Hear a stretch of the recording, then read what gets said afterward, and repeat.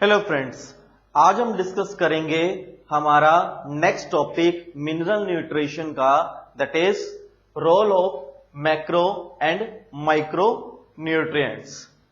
Last lecture में आपको complete discussion की गई थी मैक्रो न्यूट्रिएंट्स और माइक्रो न्यूट्रिएंट्स का कंप्लीट क्या रोल है प्लांट सेल्स में, प्लांट बॉडी में, राइट।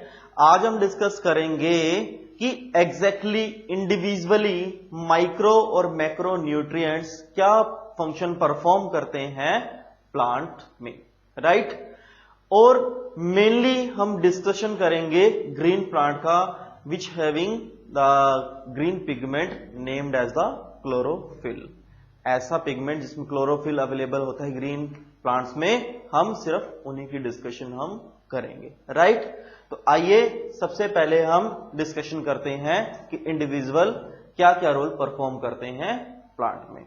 सबसे पहला हम डिस्कशन करते हैं that is the nitrogen.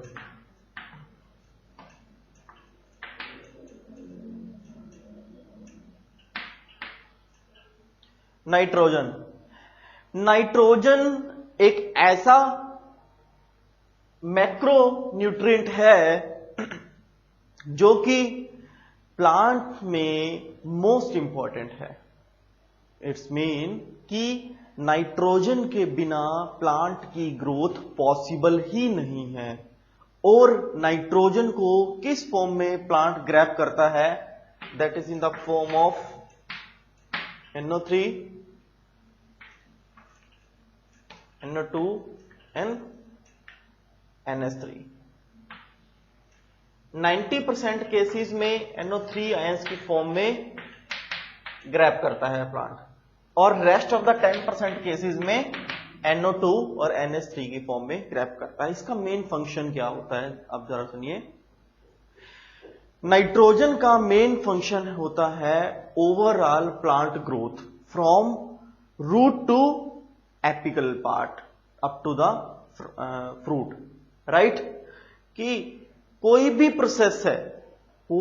Process है उसमें नाइट्रोजन का मेन रोल होता है। बिकॉज ऑफ दैट, इसका रीजन क्या है इसके पीछे, बिकॉज नाइट्रोजन प्रोटीन का ही एक पार्ट है, right.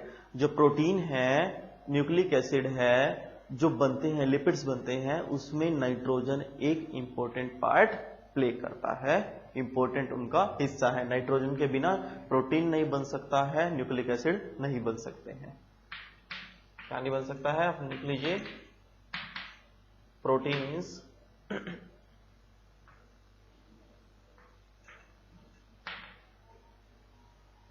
Nucleic acid.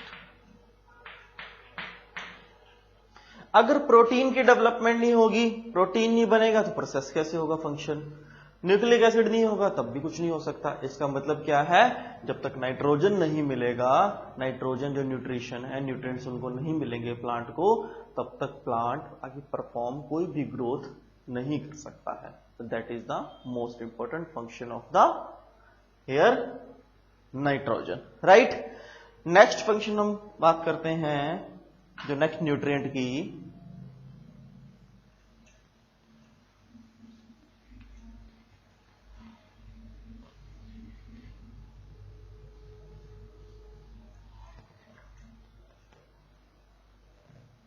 Potassium, that is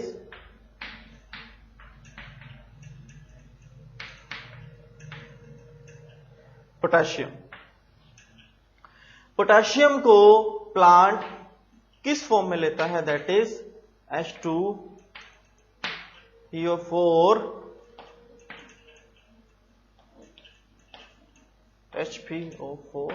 2 ions. Potassium को कोई भी प्लांट इस फॉर्म में लेता है, H2PO4 की और H2PO4 2 आयंस की फॉर्म में, नेगेटिव आयंस की फॉर्म में लेता है। उसका रीजन क्या है, सबसे पहले आप ये रीजन समझिए इस चीज को, कि पोटेशियम डायरेक्टली इनटेक नहीं कर सकता है, ठीक है। सबसे पहला तो डायरेक्टली इनटेक नहीं कर सकता है प्लांट में, वो रूट्स के थ्रू अपनी फॉर्म्स को वेस्कुलर टिश्यूज में चेंज करता है, आफ्टर दैट प्रोसेस करता है all over the plant body. अब पोटेशियम मेनली क्या वर्क करता है, पोटेशियम क्या करता है कि मेनली ब्रांचेस को डेवलपमेंट में हेल्प करता है। किसको डेवलपमेंट में हेल्प करता है? ब्रांचेस को। ब्रांचेस का जो बर्ड्स हैं जहां से डेवलप होती हैं, that is the interconnected birds जिसे हम कहते हैं। आपने जो वीडियोस नहीं देखी हो लास्ट ऑफ में प्लांट बॉडी में प्लांट का जो मॉर्फोलॉजी मैंने कराई है उसमें मैंने आपको कंप्लीट ये डिस्कशन की है, आपको बताया हुआ है। तो जो इंटरकनेक्टेड बॉडीज हैं उनकी डेवलपमेंट के लिए पोटेशियम का इस्तेमाल होता है, राइट। अब पोटेशियम के साथ ही आप देखिए यहां पर ही इसी के साथ मैं एक और ऐड करना चाहूंगा, फास्फोरस।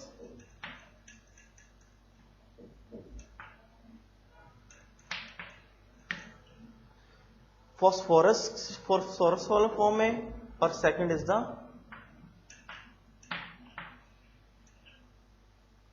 पोटेशियम की फॉर्म में, ठीक है।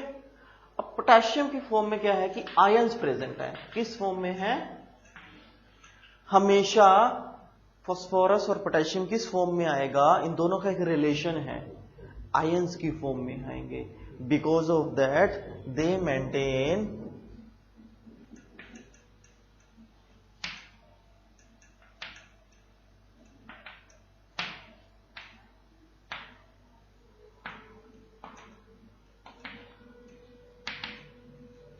anion cation relation balance. Potassium क्या है? आयंस की फॉर्म में आ रहा है, और फास्फोरस भी आ रहा है आयंस की फॉर्म में आ रहा है। That it may be positive ion, positive, it may be negative. It's mean cation and अनायन मैंने वर्ड वहां पे इस्तेमाल किया। बिकॉज ऑफ दैट लीव्स में मेंटेनेंस होती है किस चीज की? कैटायन और अनायन की। बिकॉज ऑफ दैट लीव्स क्या है कि फोटोसिंथेसिस प्रोसेस करते हैं, तो फोटोसिंथेसिस प्रोसेस करेंगे तो अनायन और कैटायन की मेंटेनेंस रहेगी ही रहेगी। और उनके मेंटेनेंस के लिए पोटेशियम और फास्फोरस दोनों का यूज है, राइट। और ब्रांचेस के डेवलपमेंट के लिए भी।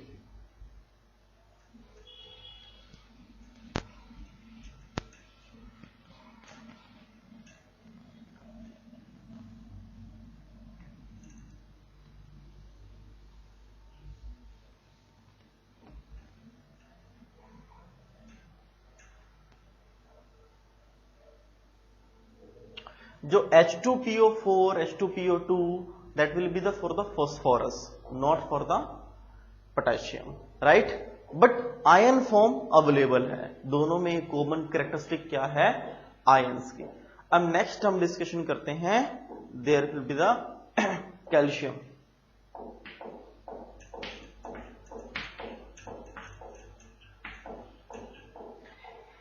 कैल्शियम भी आयंस की फॉर्म में यूज होता है, राइट। किस फॉर्म में इस्तेमाल होता है कैल्शियम? आयंस की फॉर्म में। और कैल्शियम पर क्या चार्ज होता है? पॉजिटिव चार्ज होता है। That will be the calcium ions, right.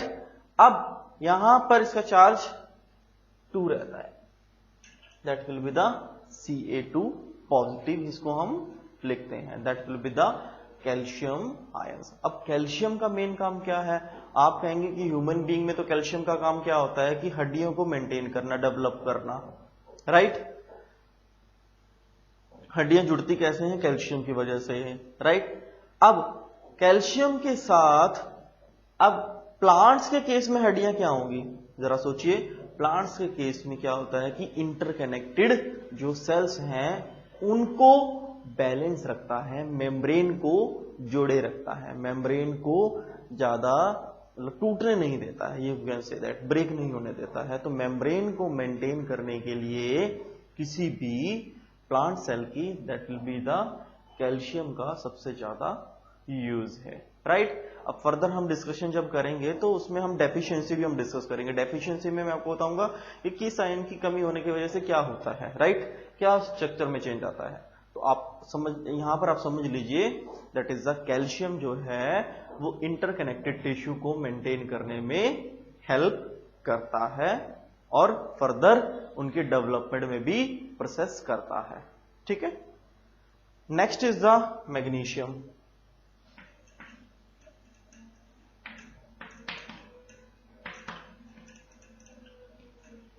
क्या है? मैग्नीशियम।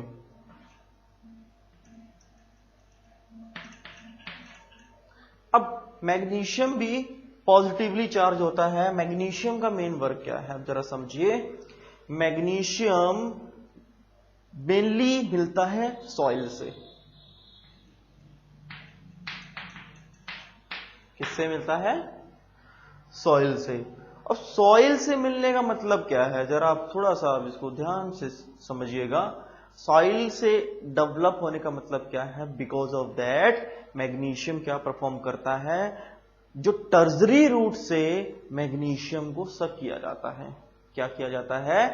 टर्जरी रूट से मैग्नीशियम को सक किया जाता है up to the secondary, secondary to the primary, और फिर प्राइमरी रूट से up to the stem part तक मैग्नीशियम को डायरेक्टली ट्रांसपोर्ट किया जाता है in the form of positively charged ions, right. And after that magnesium directly transfer किया जाता है to the vascular tissues with the help of vascular tissues to the apical part of the plant, right. So overall development में magnesium का भी similarly, जो first मैंने आपको बताया था, नाइट्रोजन की ही तरह ही रोल होता है। विदाउट ऑफ दैट आपने कई बार देखा होगा लीव्स ना येलो कलर के हो जाते हैं, तो दैट विल बी द कई बार मैग्नीशियम की कमी की वजह से भी ये होता है। वो डेफिशिएंसी में आपको डिटेल में पढ़ाऊंगा, राइट। तो दैट इज द मैक्रोन्यूट्रिएंट्स। अब बात करते हैं हम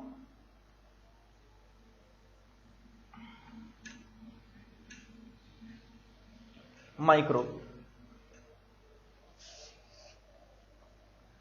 माइक्रो की जब बात करते हैं तो माइक्रो में मैंने आपको बताया था that will be the first is the boron, right. Boron, boron क्या है? आपका माइक्रो न्यूट्रिएंट है जो कि अवेलेबल होता है किसमें? प्लांट्स में अवेलेबल होता है। और बोरोन किस फॉर्म में होता है? That will be the positively charge ion के फॉर्म्स में होता है, राइट। बोरोन किस फॉर्म में होगा? पॉजिटिवली चार्ज्ड आयन की फॉर्म में होगा। सल्फर, इन सब का मोस्ट प्रोबेबली कॉमन ही फंक्शन है, मैं आपको बता दूंगा, इसलिए मैंने इसको अभी डिटेल में डिस्कस नहीं किया है। अभी मैं एक दो बताऊंगा, उसके बाद आपको डिटेल में इसका फंक्शंस आपको डिस्कशन में। तो सल्फर होता है SO4, that will be the, ये भी नेगेटिवली चार्ज होता है, राइट। This is sulphur. इसके बाद होता है फेरिक एसिड।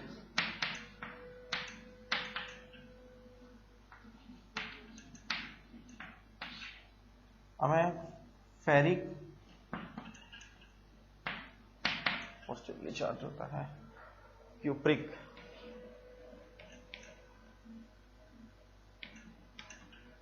क्या है? That will be the cupric. Chlorine,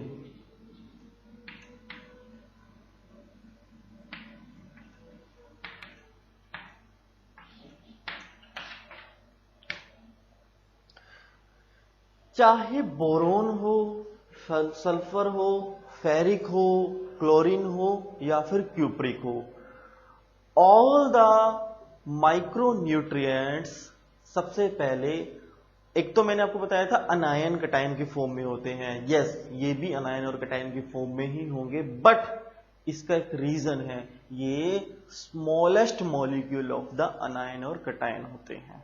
I repeat, as compare to the macronutrient, ये भी अनायन और कटायन के भी फॉर्म में होंगे, but compare to the macro ये बहुत ज्यादा ही स्मॉल होंगे। और इनका फंक्शन क्या है? इनका मेन फंक्शन है कि डायरेक्टली ट्रांसपोर्ट करना और हेल्प करना सेल डिवीजन प्रोसेस में। सेल डिवीजन में भी हेल्प करते हैं और सेल डेवलपमेंट में भी हेल्प करते हैं। डिवीजन और डेवलपमेंट।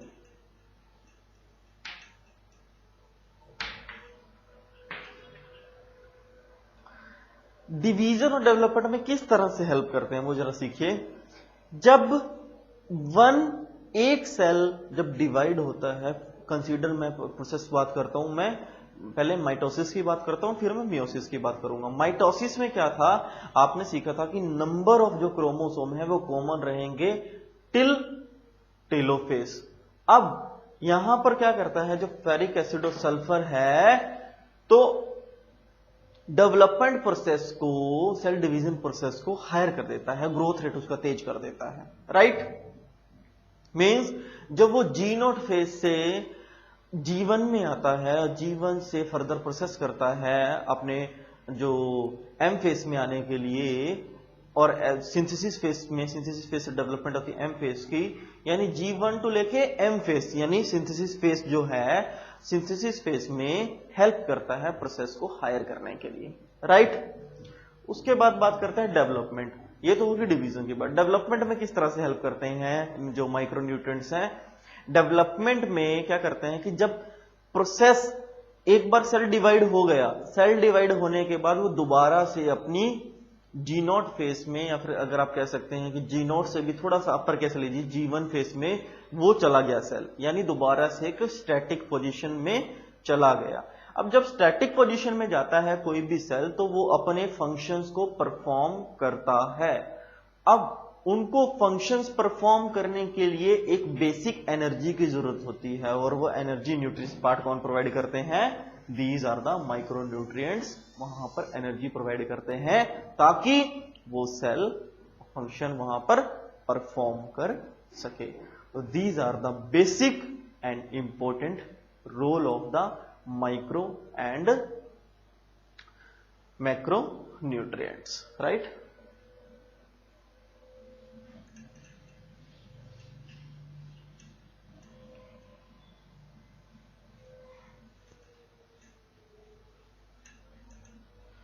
अब नेक्स्ट अब टॉपिक यहां पर हम डिस्कस करेंगे डेफिशिएंसी ऑफ न्यूट्रिएंट्स, या फिर deficiency of micro and macro nutrient.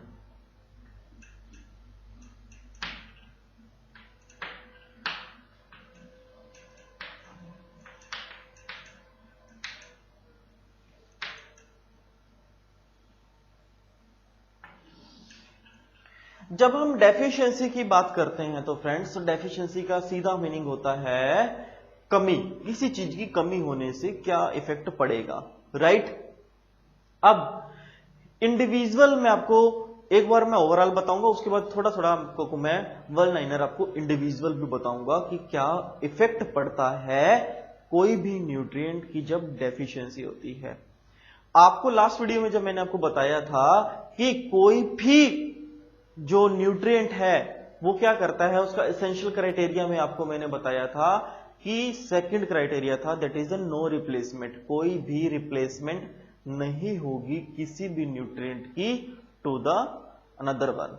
मतलब ऐसा नहीं है कि एक न्यूट्रिएंट है तो दूसरा उसकी जगह यूज हो जाएगा, नो, किसी न्यूट्रिएंट की दूसरी जगह रिप्लेसमेंट नहीं होती है। इसी वजह से हर एक न्यूट्रिएंट का, चाहे वो माइक्रो हो चाहे वो मैक्रो हो, हर एक का अपना एक रोल है, राइट। हाँ, it might be possible that he कईयों के कॉमन रोल भी हो सकते हैं, जैसे अभी मैंने माइक्रो न्यूट्रिएंट्स में आपको बताया था कि फेरिक और सल्फर एंड बोरोन का एक कॉमन रोल है कि वो सेल डिवीजन प्रोसेस में हेल्प करते हैं और एनर्जी प्रोवाइड करते हैं। यस, करते हैं, तो कॉमन रोल जरूर हो सकता है, बट ऐसा नहीं है कि बोरोन का फंक्शन फेरिक ही कंप्लीट परफॉर्म करेगा। इट माइट बी फेरिक का तो डिफरेंशिएट भी हो सकता है ना, राइट। अब वो Fe3 की फॉर्म में अवेलेबल है, क्यूप्रिक एसिड Cu पॉजिटिव की फॉर्म में यानी आयंस की फॉर्म में अवेलेबल है, सल्फर क्या है उस पर नेगेटिव फॉर्म में अवेलेबल है, तो आयन और कैटायन का भी तो कुछ ना कुछ बैलेंस होगा। अब इनका बैलेंस मेंटेनेंस के लिए ही कोई किसी भी सेल में अनायन और कैटायन के बैलेंस मेंटेनेंस की भी बहुत जरूरत होती है। तो आइए अब हम अपने टॉपिक पे आते हैं, दैट इज द डेफिशिएंसी क्या है किसी भी न्यूट्रिएंट की, मैक्रो हो चाहे माइक्रो हो, उससे क्या इफेक्ट पड़ेगा।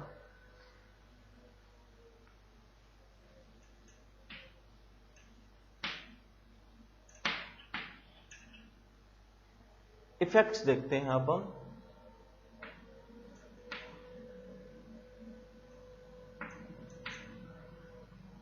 इफेक्ट्स क्या क्या होंगे, सबसे पहले आपने देखा होगा यहां पर मैं सबसे पहले वर्ड लिख रहा हूं death.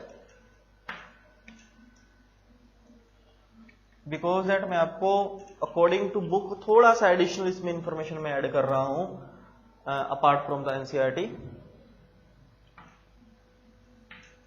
Yellow leaves,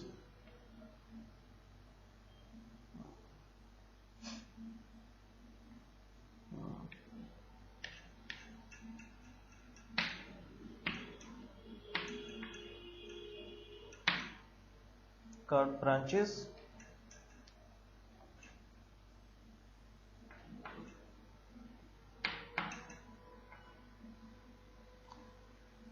root area. कुछ एक पॉइंट्स बना रहा हूं मैं, फिर मैं आपको इसको एक एक करके आपको डिटेल में समझाऊंगा। दैट इज द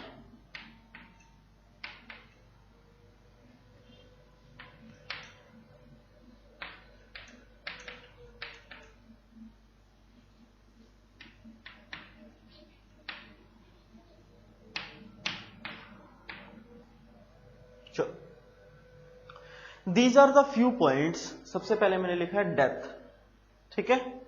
उसके बाद लिखा है येलो लीव्स, थर्ड पॉइंट है कर्व्ड ब्रांचेस,